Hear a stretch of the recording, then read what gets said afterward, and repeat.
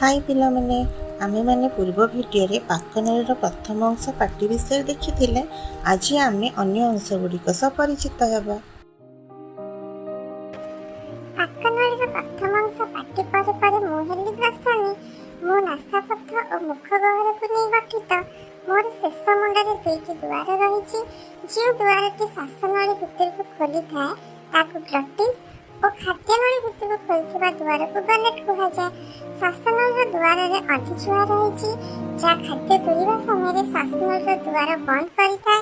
मो सहित लगी आगक ग्रासनळी थाए जहाँ बेक मध्य दे तळକୁ जाए और मध्यछदाକୁ भेद करी पाकस्थल खोली थाए। अच्छा पिला माने एबे नोट्स लिखि नियो। नोट्स लिखु लिखु मोर गोटे कथा मने रख, परिश्रम करि चल और सब कथा ईश्वरଙ୍କ ठारे समर्पि दियो। देखिबा दिने निश्चय सफल हबा। हो हेला चल आगु जिबा।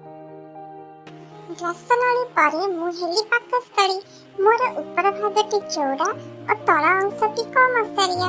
मोर ऊपर अंश को कार्डियक स्टोमाक कुहा जाए और तळ भाग को पायरोलिक स्टोमाक कुहा जाए।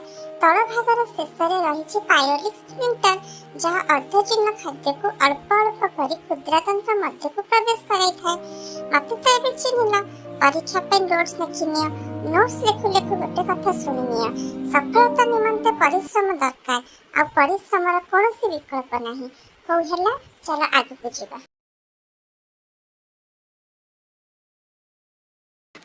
मु हेली क्षुद्रातंत्र। मो पाकस्थली ठारू बृहतंत्र पर्यंत लंबी मो ग्रहणी जेजुनम और इलियम को नहीं गठित। मु हेली बृहदंत। मो खाद्य नळीर शेष अंश। मो सिकम कोलन और मलाशय को नहीं गठित। क्षुद्रातंत्र शेष इलियम और मोर आरंभ सिकम संयोग स्थल भर्मिफॉर्म अपेंडिक्स रही। यह एक अवशेषांग अटे। अच्छा पिला माने अवशेषांग कौन जल्दी जल्दी कमेंट बॉक्स में लिखि जना। एबे नोट्स लिखि नियो। नोट्स लिखु लिखु गोटे कथा जानी रख, आजिकल सफलता निमंते हार्ड वर्क नुहे स्मार्ट वर्क मध्य दरकार।